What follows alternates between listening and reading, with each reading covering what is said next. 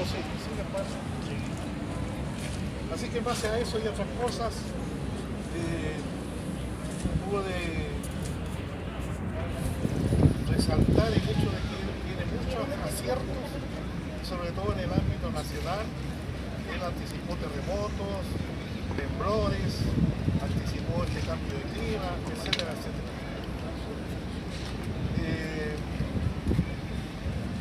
No sé si muchos de ustedes conocen el caso Maldonado, pero el 16 de junio de 1977, en la ciudad de Punta Arenas, allí sucede un hecho a las 10 de la noche que acaparó la atención de los que vivían en esa parcela y después, lógicamente, del público en general. Esa noche Juan Maldonado Oviedo era un trabajador que estaba participando en el arreglo de la parcela. A las 10:10 sufre el apagón de la luz eléctrica y de la energía de las baterías. Ese mismo día, por casualidad, se había comprado un auto, un vehículo nuevo, y estaba con su batería. Y allí esa batería no funcionó más, se descargó. Ante ese hecho, a las 9 de la mañana me llaman a la radio, porque yo soy comunicador social. Yo he trabajado en radio y televisión, en periódicos también. Entonces me llaman a las 9 de la mañana a la radio que vaya urgente a Río de los Ciervos, a la parcela de los Saldívar. Los Saldívar son una familia magallánica que no tienen una parcela, tienen varias parcelas. Y allí entonces me presentan a Juan Maldonado, primera vez que lo ubico, converso con él, y estaba realmente nervioso, porque cuando él fue a ver los tapones de la luz, no sé si todavía se usan tapones hoy en día, pero antiguamente se usaba. Entonces uno sacaba los tapones y ahí podía ver si el móvil que unía ahí, en fin, estaba bien o se había cortado. Entonces allí observa de que los tapones están bien, están como corresponde. Pero ese era un pasillo y al final del pasillo hay una luz. Entonces si no hay luz, ¿cómo está esa luz allá? Y se acerca hacia el final del pasillo. Y al final del pasillo ve que la luz viene de arriba, del cielo. Se asoma y ve una luz que lo invade a él y capta que le dicen, en su mente capta, que le dicen que no tenga miedo, que lo van a volver a ver. Bueno, ahí ya el tipo explota en llanto, en nervio, en todo. Hay que recordar que Juan Maldonado Oviedo, digo Oviedo para resaltar, que él también era sobrino del obispo Oviedo de Concepción. Entonces, él le da un temor terrible y se sentía muy mal. Pero allí capta eso, que le dice que no tenga miedo, que lo van a volver a visitar y que vienen millones de años a verlo a él. Dice que él escribió los millones de años, pero no encontramos nunca. Lo que sí, que él estaba escuchando una radio, pero no estaba con la luz eléctrica, sino que estaba a batería. Y esa radio también apagó su voz. Así que teníamos un problema bastante grande. Él nos indica, momentos después, el lugar exacto donde vio que aparentemente estaba esa luminosidad, porque después vio salir chispitas de allí y que cayeron a la tierra. Entonces nosotros que estábamos investigando, fuimos al lugarcito donde estaba eso y ese día estaba nevando. Era 17 de junio del 97, del 77. Entonces, hay un organismo que se llama Instituto de la Patagonia, que está enviando todos los meses al Centro de Radiación de La Reina informes y muestras de tierra para ver cuál es la actividad que hay en la tierra magallánica. Así que, como andamos con un profesor del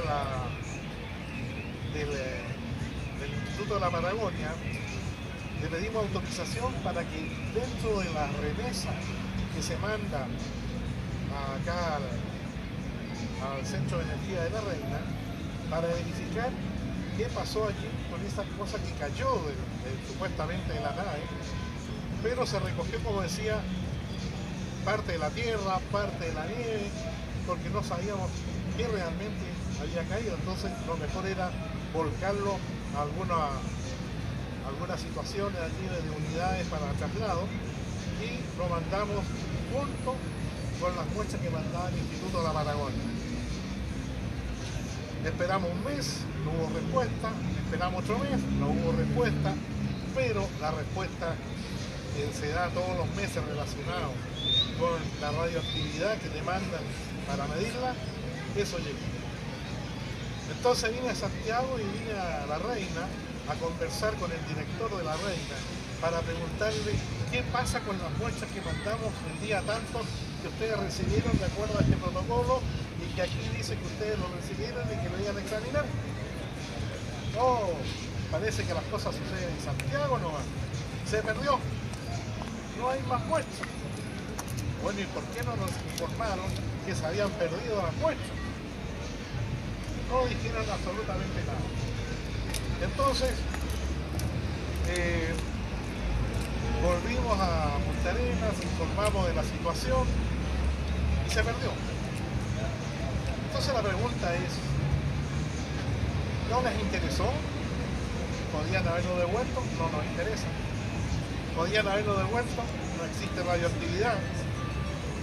Entonces lo que sí llamó la atención es el hecho de que no hayan contestado nada. Y si no contestaron nada, es porque había más de algo interesante. Y hasta allí llegó esto. A propósito de esto, les voy a contar que en los años 60, en la Antártica, fueron 4 o 5 científicos de Santiago a verificar las situaciones de la Antártica. Pero al salir a las 6 de la mañana, ya hasta de día en Magallanes, a ver lo que estaba pasando, se encuentra con una nave ahí, no más de 2000 metros de altura, una nave. Así que le saca una foto, después toma el teodolito con el cual ellos trabajan, acerca más la nave, saca otra foto, y así se van los 4 o 5 científicos. Fueron saliendo, y a medida que iban saliendo, iban mirando eso. Entonces se dijeron, ah, esto es real. Lo estaban viendo, lo fotografiaron, y ahí empezaron entre ellos a conversar, y esto es real. Así que cuando se dan cuenta que es real, y cuando se dan cuenta que la nave desaparece en segundos, trajeron esa información a Santiago. En esa época era ministro de Defensa el señor Carmona, y el señor Carmona vio esa foto, y como no había especialistas acá en Chile, no había nadie que intentara siquiera investigar esto, lo mandaron a Estados Unidos. Nunca más realizaron esa foto. Una lástima, porque teníamos allí un testimonio del cual nadie puede decir que no existe. Bueno, volviendo a Maldonado, el caso Maldonado se caracteriza primero porque el hombre tiene primero en esa época era silabario, hoy día primero básico. Ese era todo el estudio que él tenía, no tenía más. Por lo tanto, no podíamos decir que él podía inventar. Lo entrevistamos, y una de las preguntas fue qué es lo que leía él cuando era muchacho. Y ahí nos habló de caritas pintadas, de las mujeres no sé cuánto, más no sé si hay alguno que recuerda esa pornografía de esa época, que si ustedes la leen hoy día se ponen de la risa, y las niñas que aparecen más tapadas que vos. Y eso era la pornografía de la época. Eso es lo que había leído el señor Maldonado. Por lo tanto, no tenía ningún acercamiento a hablar de gente del espacio. No había. Y así de a poco fuimos viendo de que la situación era real. Le hicimos varias sesiones de hipnosis y ahí él empezó a hablarnos de Egipto. Él empezó a hablar de Egipto. Él empezó a hablar de las pirámides. Él empezó a hablar de la Atlántida. Él empezó a hablar de Lemuria, de Hiperborea, todas cosas que yo, siendo que era comunicador social, no tenía la más pájara idea. Tuve que empezar a estudiar la historia, a meterme en qué decían de las pirámides. En fin, tuve que empezar a estudiar todo. Porque este tema de la ufología, de la cual me da pena y no sé por qué razón estos señores que hablan acá no hablan, la ufología u opiología es el tema más completo del planeta. Acá la ufología, tú tienes que saber un poco de todas las materias, de química, de física, de matemática, de castellano, de todo, de todo. Si no, no puedes hacer investigación, porque cada vez te vas tropezando con algo que es nuevo. Te dicen, no, lo que pasa que allá estuvo una nave porque quemó el pasto. Quemó el pasto. ¿Qué tengo que hacer?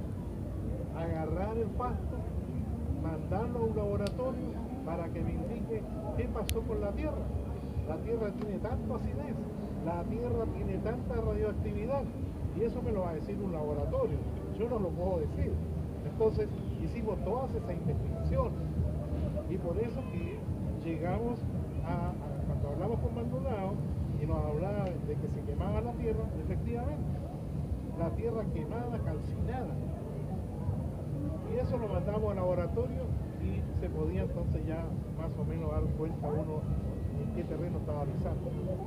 Ahora Maldonado adquiere unas condiciones parapsicológicas más profundas de las que tenemos, porque todas estas cosas que han contactado en el caso de Maldonado, no es el caso único de Maldonado ni es porque a él se lo dieron, es porque todos tenemos esas condiciones, todos nosotros tenemos las condiciones. Lo que pasa es que nunca nadie nos ha dicho que podemos ser telépatas. Yo soy telépata con mi mujer. Yo en este momento estoy acá y puedo pedirle que cuando llegue me tenga un pollo asado, y me lo va a tener, porque ella me escucha, me canta. A su vez, ella me manda mensaje y me dice que te vaya bien. Entonces, la telepatía la podemos hacer sin ningún problema. Es cosa de practicar. No es un fenómeno que te trae el extraterrestre. Lo que hace el extraterrestre, te abre la mente. Eso sí, te abre la mente para que tú vayas ocupando toda tu capacidad. Muchos de ustedes tienen que haber escuchado y leído por allí que usamos un pedazo de nuestro cerebro, no usamos la totalidad del cerebro. ¿Y por qué no lo usamos? Porque no lo sabemos usar. Ese es nuestro tema. Por lo tanto, de que Maldonado fue un tipo especial, sí lo fue, pero usando lo que él tenía y lo que todos poseemos. Claro, a él le daba susto porque nunca nadie le había hablado de esto. Le daba susto porque de repente sentía voces que le hablaban a él, telepatía. Pero él miraba para dónde, ¿quién me está hablando? Así que las condiciones especiales de Maldonado son situaciones normales. Y cualquier cosa de lo que digan acá adentro, de que es anormal, es normal. Y lo que pasa es que ellos no han investigado. Ese es el tema. Que me perdonen, pero a mí me gusta decir la verdad. Mi verdad. A lo mejor estoy equivocado. Si estoy equivocado, en algún momento alguien me lo demuestra, o no sé, me lo dice, yo no tengo ningún problema en tomar el micrófono y me equivoqué. No ha sido la primera vez que me he equivocado, y a lo mejor no es la última. Lo único que quiero entregar toda esta información aquí en Santiago, porque acá está la mayoría de la gente que le gusta el tema, y porque, como ustedes ven, lo blanquito ya se va poniendo cada día más pesado, y en cualquier momento me llevan los ET. Ojalá que sean los ET, me llevan a su planeta, porque ellos están avanzados, dicen 3000 años técnicamente con respecto a nosotros. De manera de que Maldonado empezó a usar mucho ante situaciones que le pedían que hicieran. Él usaba su pensamiento para captar ideas. Él, por ejemplo, después de la hipnosis, él se ponía adelante nuestro y empezaba a decir, usted está pensando tal cosa. Eso sí, captaba el pensamiento de las personas. Y cuando una persona quería darle una respuesta, él ya sabía la respuesta que le iba a dar. O sea, potenciando las condiciones normales que tenemos. O sea, nosotros podemos llegar a el día. Y eso fue una de las cosas que me dijo. Que cómo viven ellos allá, en su planeta. Entonces me explicaba que ellos no cometen pecado. ¿Cómo van a cometer pecado? En algún momento tendrán algún desliz, alguna cosa. No, ellos no pueden cometer pecado. Porque cuando él piensa en engañar al amigo, el amigo lo va a engañar. Por lo tanto, aunque quiera aceptar, no puede aceptar. Así que esa es una situación por la cual, de acuerdo a lo que a su mente llegaba de información, ya sabemos la manera que ellos tienen de vivir. Ellos tienen hablemos como un jefe pero del planeta, no por países como acá. Aquí si nos damos cuenta, acá lo único que hace el ser humano es dividir. Se dividen los políticos, se dividen las religiones, se dividen las materias, todo se divide. Y eso, ¿a qué nos lleva? A ser cada día más ignorantes. Ellos no, ellos viven en un planeta donde hay un jefe, y ese jefe es el de más edad. Yo sería el mejor jefe.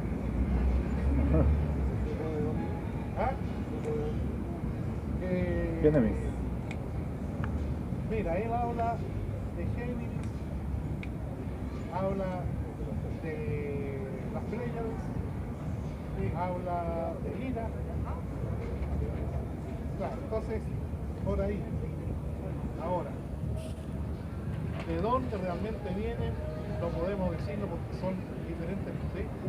Podría contarle a la gente acá un poco esas anécdotas como especiales que no aparecen en el programa. Usted no va a contar para que vean cómo se vieron las situaciones ya fuera de lo normal. Sí, que lo hacer tú. Claro, dentro de lo que se contó en el programa, algo más, un poquito más. Claro, no. A ver, ¿qué podemos hablar ahí? Bueno, Maldonado tenía esta condición, como le digo, de captar pensamientos y de inmediato, eso fue como una prueba que le hicieron a él, insertándole ideas, pero acercándose al modo de vivir de ellos. Para nosotros, o para mí especialmente, como estaba investigando, no me llamaba mucho la atención. Posteriormente, cuando suceden los hechos, ya... Miren, yo estuve 10 años, estuve tratando de saber qué le había pasado a Maldonado.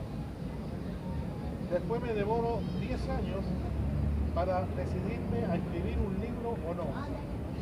Y me demoro 10 años en sacar el libro.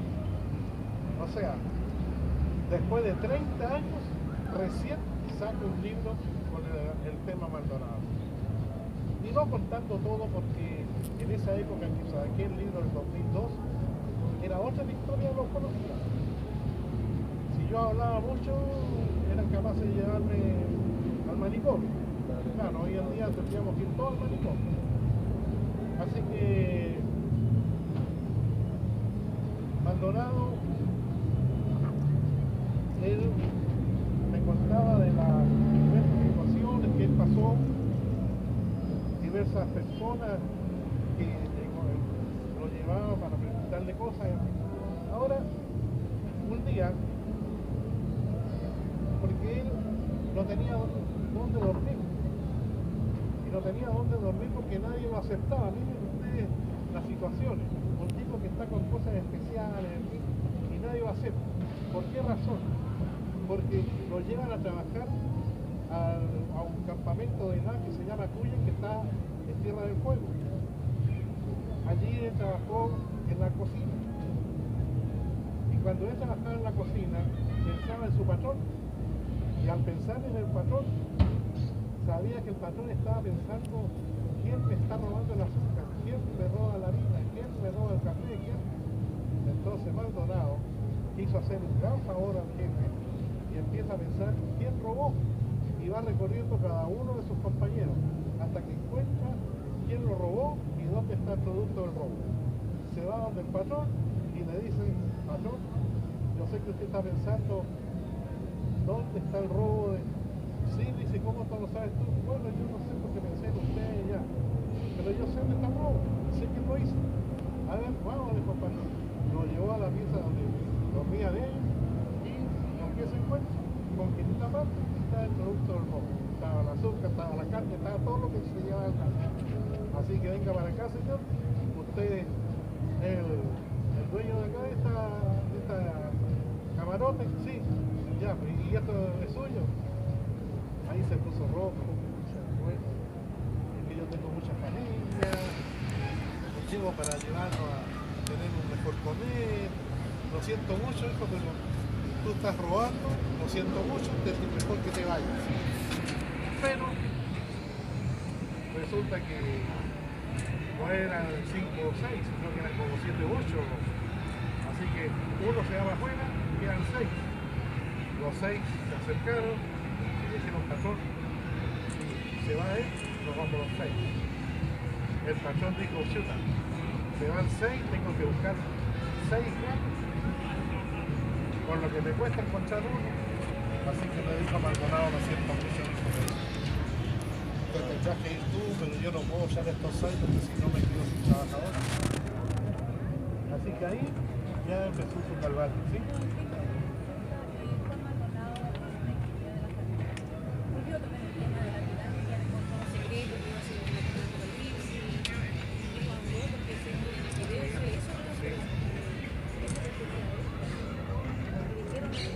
Lo que pasa es que en la pirámide no han encontrado realmente lo que es el tesoro. Todavía no se encuentra. Entonces, bueno, había un solo día en que se podía ubicar aquello, que era un día bisiesto.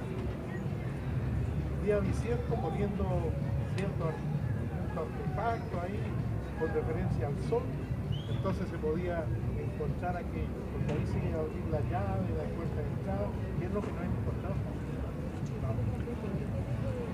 Sí.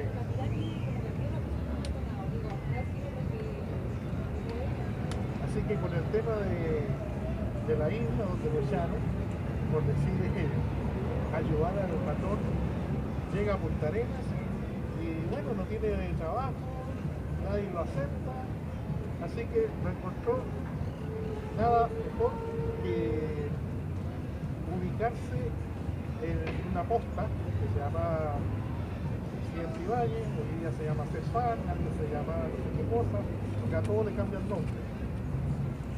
Y allí entonces una señora lo encuentra durmiendo a las 6 de la mañana, tendido en un banco, le pregunta: perdone, yo he venido varias mañanas acá y usted está durmiendo ahí, no tiene casa, no tiene donde dormir, ¿no? No ríese de esto. ¿Cómo no va a haber una persona que lo lleva a su casa? No, mire, yo voy a ir a hacer mi diligencia, lo paso a buscar y lo llevo a mi casa allá, al lado de la estufa. Ahí va a tener un licuacito por lo menos para que pase la noche, que se calce un día. Bueno, señora.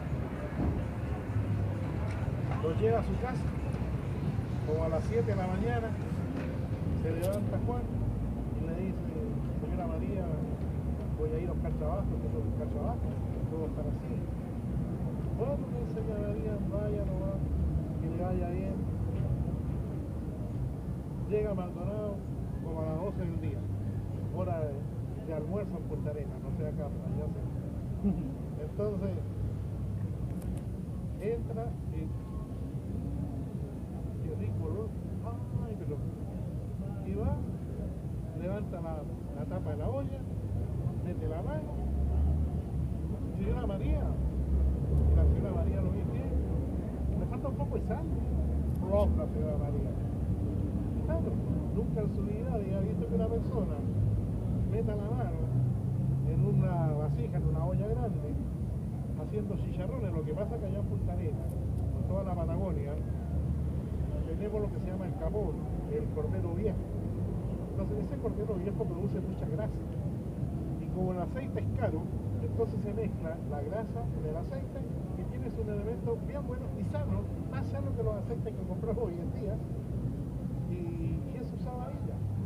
Entonces, meter la mano en una olla con chicharrones que está hirviendo, eso es imposible a un ser humano. Así que cuando vea a Maldonado, se desmayó la señora. A las 7 de la tarde estaba en mi radio preguntando por mí que quién es ese gallo Maldonado, y le expliqué más o menos. Por favor, vaya a sacarlo. Le digo, no, señora, si usted lo llevó, no, que me lo saque, no quiero sacar más con ese gallo. La señora caritativa. ¿Ves? Y así empezó su día Maldonado a una situación que no podía vivir. Y en ese andar conoce a un joven que estaba botado en la calle, un cabrito de unos 14 años sería en esa época. Quizás 13 años, bueno. Estaba botado en la calle y él le dice, ¿y tú qué haces acá? Bueno, yo duermo acá. Me vas a morir de frío, mira, después llover, bueno, no tengo a dónde ir. Ya ven conmigo, en esa época ya había conseguido una pieza Maldonado. Así que tenía una pieza donde él se iba ahí a dormir, que se iba a tomar un café, en fin. Y lo lleva para su casa. Y allí empezó una gran amistad con este joven. Y cuando hablaban del tema, Maldonado quería hacer dibujos, y como lo hacía a mano, se lo encargó a su hijo adoptivo que los haga. Y el cabrito ahí empezó a meterse también en el tema, y todavía está vive en Yumbel. Vamos a organizar algo para ir a conversar con este muchacho. Así que allí ya, después de esos días, llega, le va a saludar a la casa y dice que estamos hablando de 1988, que se viene para Yumbel, que es allí donde él nació, y se viene a Yumbel. Ahí tiene otros contactos con otras personas y muere en Yumbel en 1999. ¿Qué más le puedo decir de Maldonado así a corto? Bueno, él hablaba, como digo, de Egipto, hablaba de la Atlántida, que los de la Atlántida fueron a construir Egipto, o ayudaron a construir Egipto. Bueno, después hablaba de la Biblia, dice que él nunca leyó la Biblia, pero después hablaba de la Biblia, que hablaba de tal cosa, me dejó un listado de párrafos que todavía no los he leído todos, porque no tiene tiempo, pero bastante interesante. Entonces, este es un caso real, un caso que sucedió, un caso que fue el más estudiado, por lo menos en Magallanes. Lo llevaba al hospital, le hicieron un diagnóstico desde el pelo hasta la punta de los pies. Lo revisaron todos los médicos, le sacaron radiografía, totalmente normal, no tenía ninguna anormalidad, nada. Era un ser humano como cualquiera, pero tenía condiciones especiales que fueron favorecidas porque los EPI le ayudaron a profundizar ese conocimiento. Tal como lo decía, todos tenemos las mismas condiciones para profundizar, qué sé yo, hacer hipnosis, diagnosticar situaciones, telepatía, en fin, eso lo tenemos todos. Así que no son irregularidades que por ser elegidos, no. Aquí los elegidos no existen. Acá los ET vienen, dan instrucciones, pero este planeta no ha hecho nunca caso a esas instrucciones. Por eso que estamos en la situación en que estamos. Por eso que estamos con un cambio de clima que está cambiando el planeta. Mira, cómo estamos en este momento. Más tarde hace calor, a veces hace más calor. Nosotros en Magallanes el clima ha cambiado pero muchísimo. No teníamos, ahora tenemos clima húmedo, no lo teníamos. Los vientos antes eran normales, pero en noviembre y diciembre, ahora es todo el año y los vientos no bajan de 120, 150, el otro día hubo 160 kilómetros por hora. No se elevó la casa porque está con una ancla ahí sostenida. No, y es cierto, mi hijo es arqueólogo, entonces junta cosas. Y entre esas cosas encontró un ancla que no encontró mejor que ir a dejarla a la casa. Y yo le dije, déjala acá en el cerco para que no se sacuda con los vientos, porque vientos tenemos prácticamente todos los días. Entonces, el clima ha cambiado muchísimo, muchísimo. El tema de la Antártida, no sé si ustedes se han fijado, pero fíjense de hoy en adelante, la Antártida no pasa de los 2 grados sobre cero. Debiendo tener en esta época una temperatura un poco más elevada, no, pero en invierno la temperatura llegaba a 20 grados, bajo cero. Hoy día en invierno llega máximo a 12. Entonces los hielos antárticos se están desapareciendo. Ahora acaba de salir una información de que llegaron unos señores a investigar el agua más limpia del planeta está en la Antártida, eso lo sabíamos. Hay planchones de hielo que van saliendo y van circulando por el Atlántico. Y los campos de hielo sur están deshaciéndose también los hielos, y ahí sí que tenemos un peligro que ni el gobierno se ha preocupado. El año 90, la Argentina, porque la división de los campos de hielo está en la cumbre más alta de hielo. Pero como tenemos de hielo, esos hielos se van achicando y el límite se va corriendo. En el año 90 ellos estaban a 5 kilómetros del Pacífico. Hoy en día yo creo que deben estar a 1 kilómetro, si es que no están ya en el Pacífico. Lo que va a significar una división Magallanes partido en 2. De forma natural, porque ya perdimos Laguna del Desierto. Hubo un presidente en el año 90 que dijo, cuando le dijeron perdimos Laguna del Desierto, tierras más, tierras menos, como si eso hubiese sido hecho por, no sé por qué. Cuando allí murió un chileno, murió un teniente de carabineros. Así que hay una situación allí muy difícil, muy difícil. Cuando fue el tema de Laguna del Desierto, Chile se retira para dar paso a la investigación. Argentina, que no estaba en Laguna del Desierto, viene, invita a los empresarios turísticos a hacer turismo en Laguna del Desierto. Entonces les regaló carpa, les regaló territorio, y cuando vienen los que hicieron de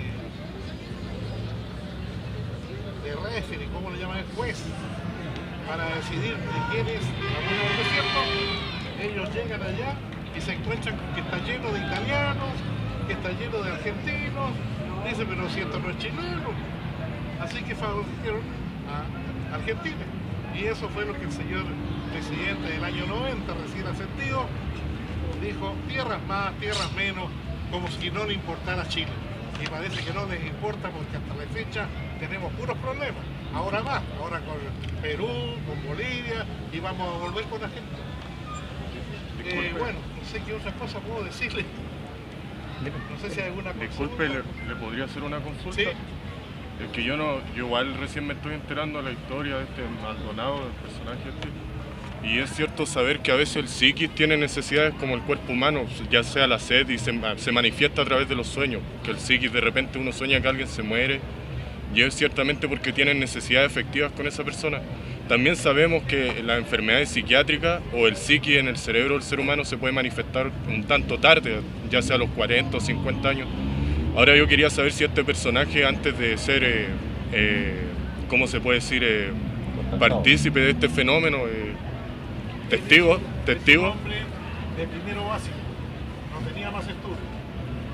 Ya, lo que Un yo... trabajador múltiple. Sí, lo que yo quería saber, porque igual no llegué al principio de la charla, es si él antes de ser testigo de este fenómeno había tenido alguna experiencia o algún familiar muerto o algo. No, ninguna. Entonces fue este fenómeno el que despertó su mente, por decirlo así.